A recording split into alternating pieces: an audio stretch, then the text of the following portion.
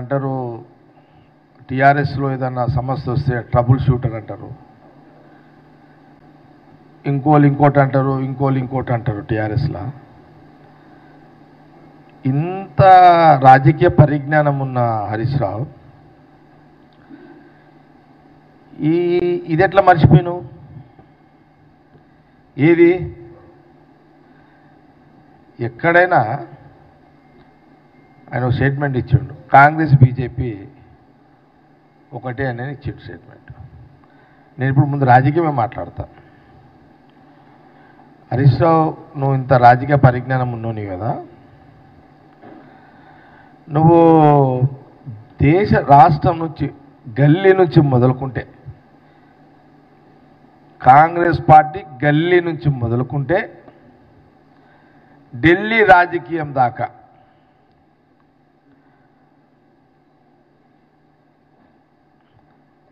స్వాతంత్రం తీసుకొచ్చిన తర్వాత కాంగ్రెస్ రాహుల్ గాంధీ ఫ్యామిలీ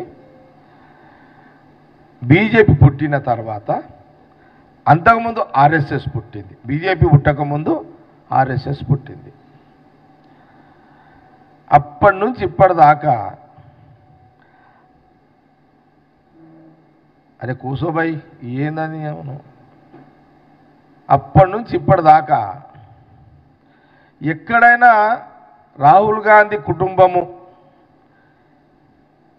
బీజేపీ కుటుంబము, ఇప్పుడు కాంగ్రెస్లో మాకేముంటుందంటే ఎప్పటికైనా మేము మా చరిత్ర, కాంగ్రెస్ పార్టీ చరిత్ర ఏంటంటే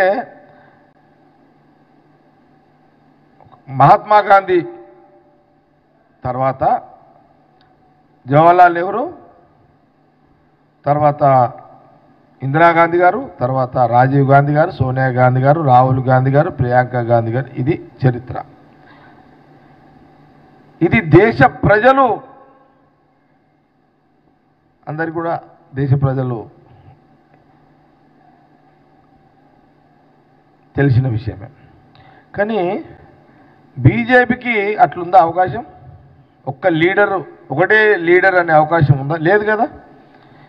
బీజేపీ పార్టీ పుట్టకముందు ఆర్ఎస్ఎస్ ఉన్నది. ఆనాటి ఆర్ఎస్ఎస్ కానీ ఈనాటి బీజేపీ కానీ, ఆనాటి నుంచి ఈనాటి వరకు గల్లీ నుంచి మొదలుకుంటే ఢిల్లీ వరకు ఇద్దరికి పడదు కదా. అటు ఆర్ఎస్ఎస్ బీజేపీ శత్రువు. ఎందుకంటే వాళ్ళ మతతత్వము, ఇది సెక్యులర్ పార్టీ. సమస్త మతాల, సమస్త కులాలకు సంబంధించిన రాజకీయ వ్యవహారమే రాహుల్ గాంధీ కాంగ్రెస్ పార్టీ.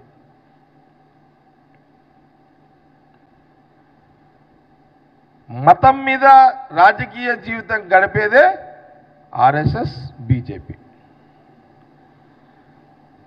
ఇది ఎవరు కాదనలేరు. మీరు కాదన్నా ఇది ఈ రకంగానే మీరు వచ్చేది. కాబట్టి హరీష్ రావుకు నేను ఏమంటున్నానంటే, ఇంత పరిజ్ఞానం ఉన్నవే రాజకీయంగా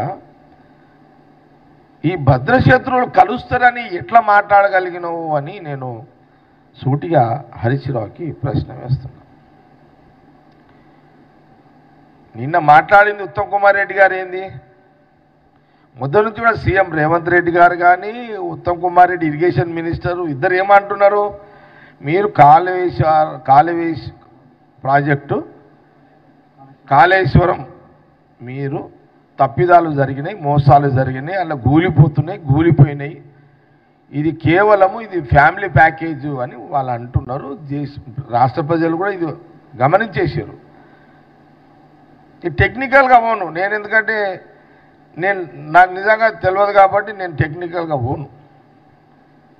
మీరేమో పెద్ద యాక్టర్స్, టెక్నికల్గా వచ్చినంత యాక్టింగ్ చేస్తారు. మీరైతే మీరే ఇంజనీర్లు, మీరే మేస్త్రీలు, డిజైన్ మీదే, కన్స్ట్రక్షన్ కేసీఆర్ కన్స్ట్రక్షన్స్,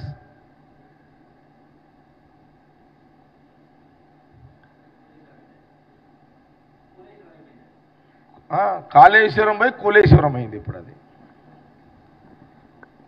అది ఎందుకు మీరు ఇప్పుడు చాలా సందర్భాల్లో మనం చూసినాం కదా, ఇంజనీర్లు చెప్తుంటే నాకు తెలుసు కేసీఆర్ గారు ఎట్లా అంటారు.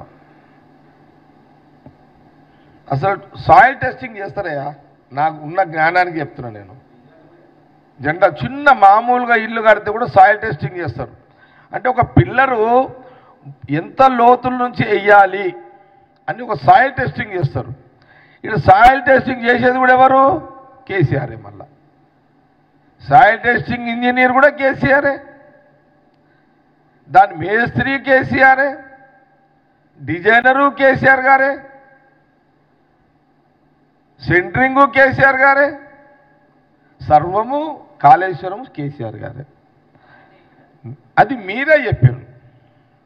అచ్చా హరీష్ రావు గారు, మీరు ఎంత పెద్ద స్టిల్స్ ఇచ్చారు మీద అప్పుడు, గుహల వండుకున్నట్టు మంచం వేసుకొని. ఈ రాష్ట్రంలో అసలు డ్యామ్, అరే ఆనాడు నెహ్రూ కాలంలో నాగార్జున సాగర్ కట్టడము, శ్రీశైలం కట్టడము,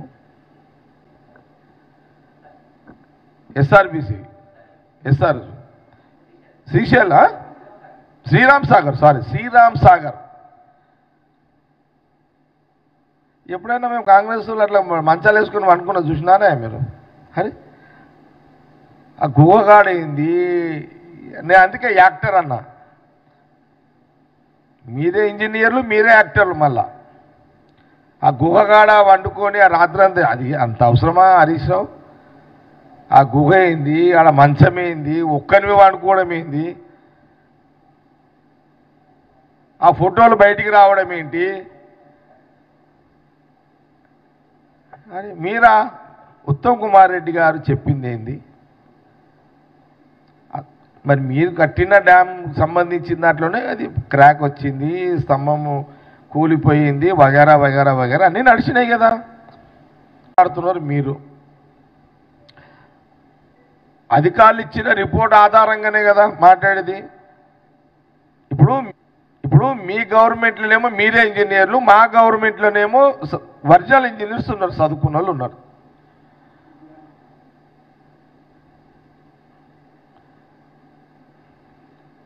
కాబట్టి నేనేమంటున్నా అంటే, ఇంత ఒక అబద్ధాన్ని, ఒక నిజాన్ని అబద్ధంగా చేస్తుట్లా మీరు దిట్ట. నిజమేంది? క్రాక్ వచ్చింది ప్రాజెక్టుకి, పిల్లరు కూలిపోయింది.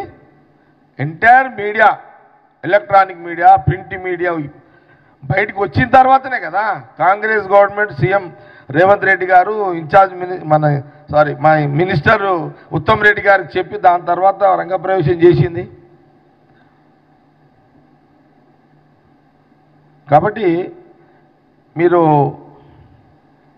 ఇప్పుడు చదువుకున్నాడు ఇంజనీర్ మాట్లాడితే ఏదైనా జవాబు చెప్పవచ్చు ఉత్తమ్ కుమార్ రెడ్డి గారు, సీఎం రేవంత్ రెడ్డి గారు. కానీ ఇక అడ్డగోలుగా షార్ట్ కట్లు చదువుకొని ఇంజనీర్లు మీరైతే ఏం జవాబు చెప్పగలుగుతారు మా కాంగ్రెస్ గవర్నమెంట్?